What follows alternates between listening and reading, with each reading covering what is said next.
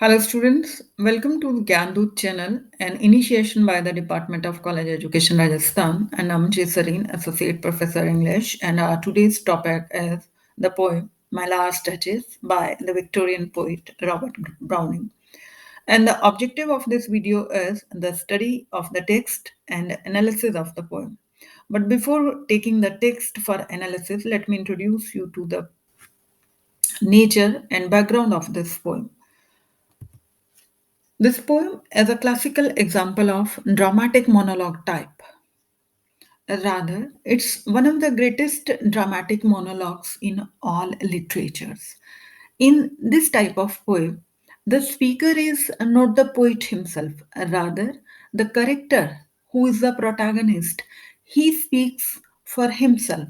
It's not the poet disguised, but it's the character. And the special thing in this poem is that a listener is present. Single person is speaking, but a listener is present who is most of the time silent. And presence of the listener differentiates it from the soliloquy. In a soliloquy, also a single person is speaking, but we don't notice the second person present there. And in a dramatic monologue poem, type of poem, speaker is speaking the character and the listener is present that we can know from the speaker himself. You will notice I have underlined the lines where we notice that listener is present. Dramatic drama is given a setting, a background is there. This poem, My Last Touches, with the subtitle Ferrara, was published in 1842 in dramatic lyrics. Its subtitle Ferrara is a city in Italy well known for its culture during the Renaissance period. And it's the study of a typical Renaissance character. Actually, Browning lived in Italy for a long time and had a lot of knowledge of the psychological, artistic, and social background of the Renaissance period. This poem is loosely based on the historical Alfonso II, Duke of Ferrara. Means it's true, loosely based, I'm saying, on Duke of Ferrara, whose wife died in 2 years, and in the poem, he's having conversation with the messenger of the count, whose daughter he wishes to marry, second marriage. In the poem, the scene is that Duke is showing, the drama is that Duke is showing his art gallery to the messenger and shows him the portrait of his first wife who has died recently. And while showing the portrait, he remarks about the nature of his last duchess. With the text, we overhear two persons' conversation where one is a silent listener and the speaker is Duke. He speaks. The smile asked Duchess, painted on the wall, looking as if she were alive. I call that piece a wonder now. Fra Pandolf's hands worked busily a day, and there she stands. Will it please you sit and look at her? This line, this dialogue shows that the listener is present. Will it please you sit and look at her? I sent Frau Pandolf by design, for never read strangers like you that pictured countenance, the depth and passion of its earnest glance, but to myself they turn, since none puts by the curtain I have drawn for you, but I. In the small details, we are having an introduction of a Renaissance character. Going to the previous slide, where he shows the portrait, and right in the beginning he highlights He emphasized the word fra, standing for friar, means monk. He means this he emphasizes that this painting was made by a monk in only in a single day, worked busily a day, and there she stands. As soon as the portrait is showed, he notices that people are surprised about the glance, about the expression on the face, because he is possessive, because he is callous. Rather than commenting from my side, let's enjoy the poem and go on. At the end, we can have overall impression of the character. So he says that this painting was made by a monk and made in a single day. So, for never read strangers like you, that pictured countenance, the depth and passion of its earnest glance, but to myself they turn. And the reason he himself is making clear that there is a curtain in front of the portrait, and none puts by the curtain I have drawn for you, but I. As a master, as a magician, he has only he is able to draw the curtain. And when he shows the portrait to the people, it seems that people will ask him the question, what a look is there?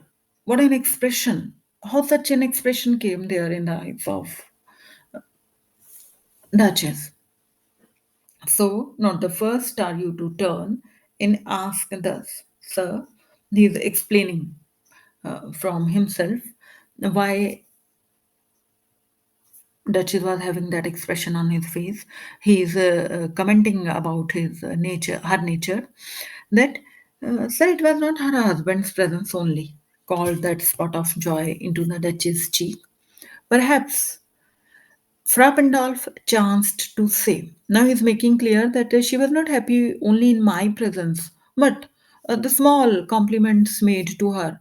He's guessing, maybe the painter said that her mental lapse over my lady's wrist too much, or paint must never hope to reproduce the faint half flush that dies along her throat. Maybe the painter might have complimented that she's too beautiful and the paint can never reproduce her beauty.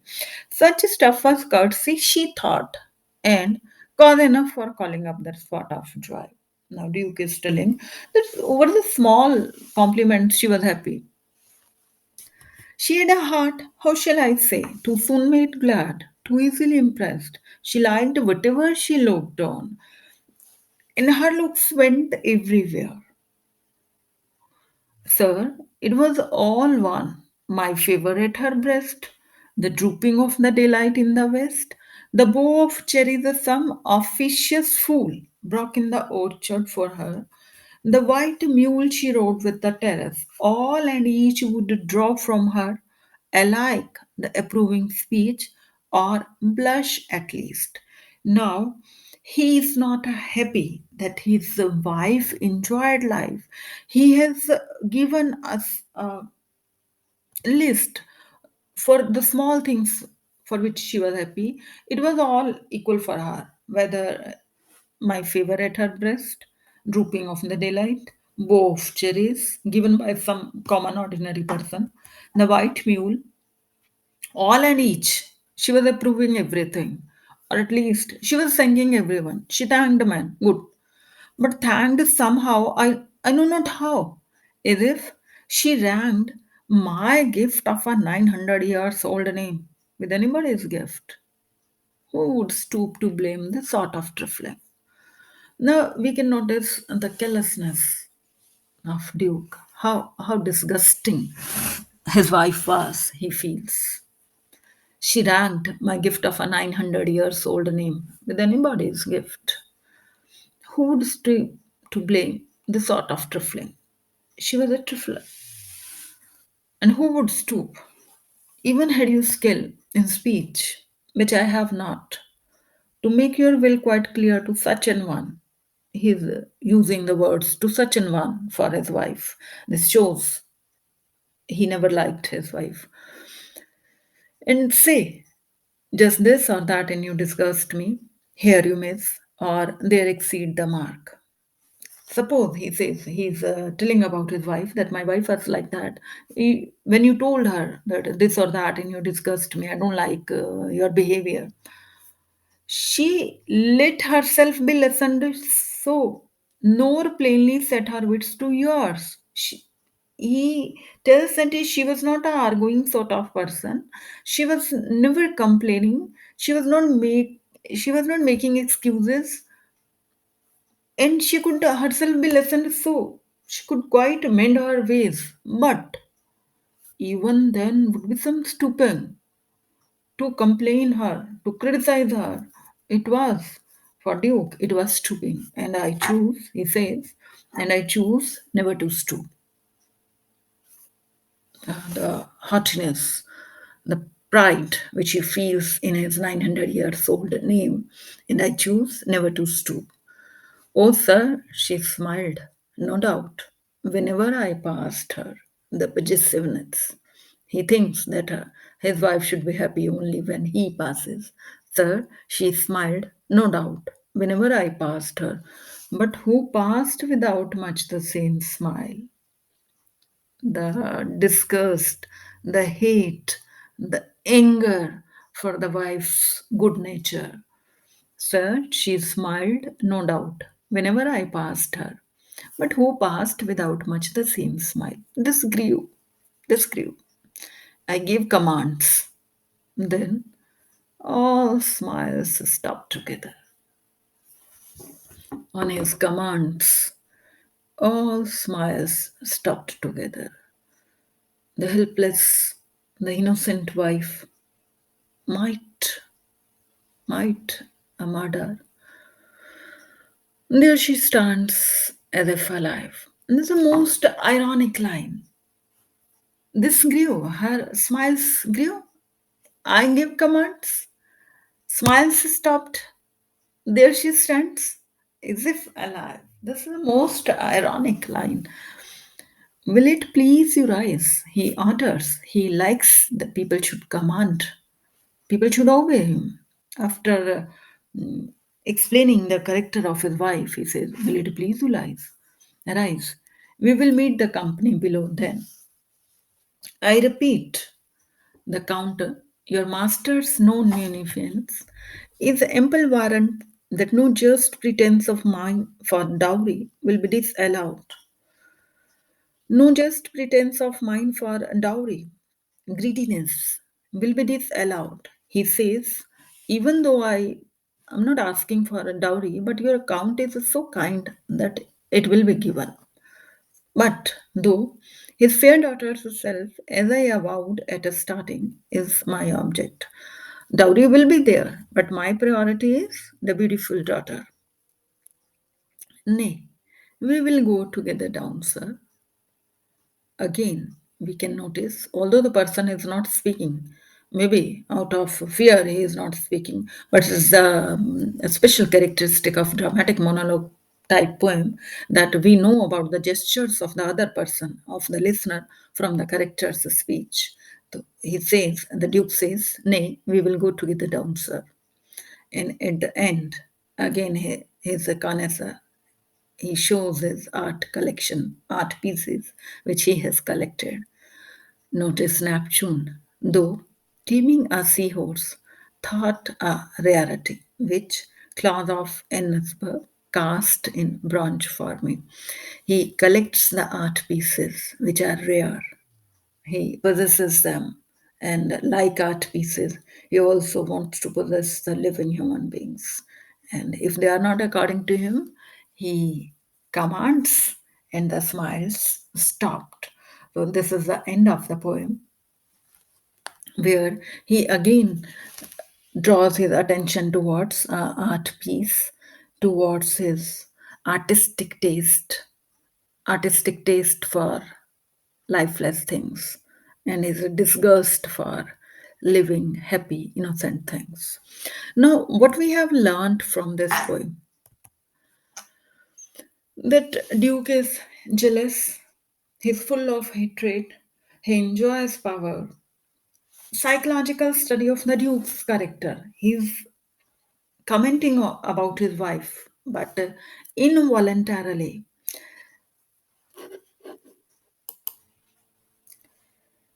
It becomes a ruthless analysis of Duke of Ferrara's character, his jealousy, his masterliness, unscrupulousness, as well as the nobility of his lineage. All are admirably captured and represented. And yet, there is not a single word of direct comment. Only the Duke speaks. The picture is thus built up with the help of the little touches of character.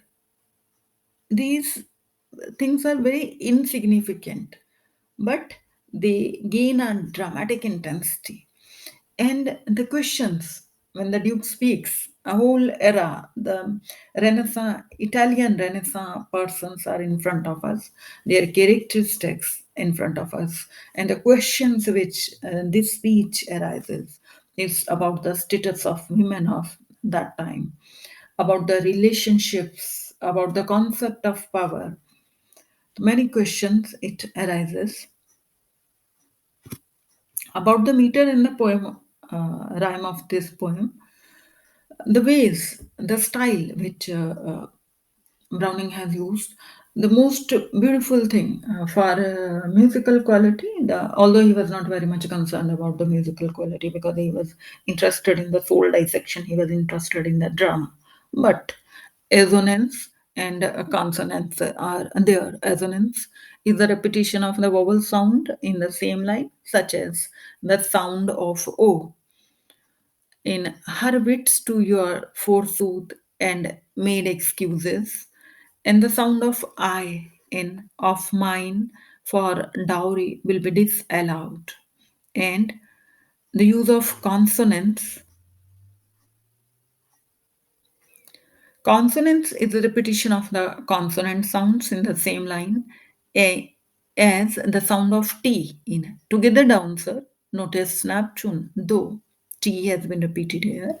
And N in the line, the count, your master's non munificence. Besides these poetical devices, one enjambment is the continuation of the sentence without any punctuation mark, which which gives makes the poem difficult, but in this particular poem it adds to the beauty of the poem when the sense runs continues, like the count your master's non munificence is ample warrant that no just pretense of mine for dowry will be disallowed.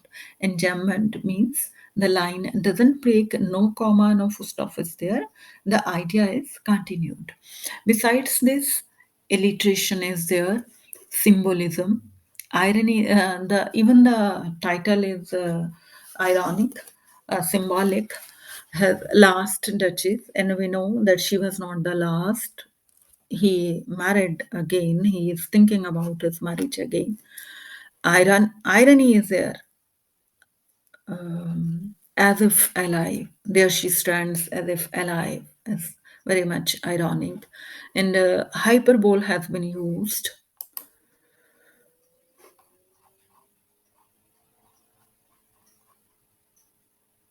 Hyperbole is a device used to exaggerate a statement for the sake of emphasis. Now, the poet has used hyperbole when Duke says, she looked on, and her looks went everywhere. That's exaggeration. And about symbolism, the painting, the portrait of the Duke's last Duchess symbolizes how he objectifies women as a property, as a possession. And White Mule symbolizes her innocence and her purity. Taming a seahorse, symbol of, at the end used by the statue used by Duke, is a symbol. Duke taming his wife.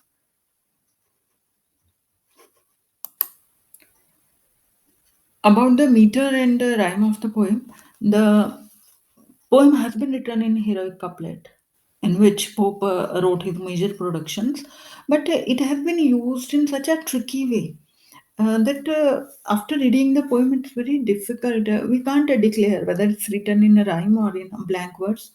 The technical trick is accomplished by what the French call overflow, the enjambment, the running on of sense from line to another, from one line to another. This was a type which Browning used later on also, but for starting Browning, this is the starting point. This is the most beautiful point. Later on, it becomes more and more subtle. The other poems of Browning are lengthy ones, it's a shorter one in comparison to the other poems, but uh, it becomes a character study, a beautiful character study where we are not morally judges. We enjoy the beauty of the style. Thank you, students. Hope you will also enjoy the. You also have enjoyed the poem. Thank you. Keep learning. Stay motivated. Keep learning. Thank you.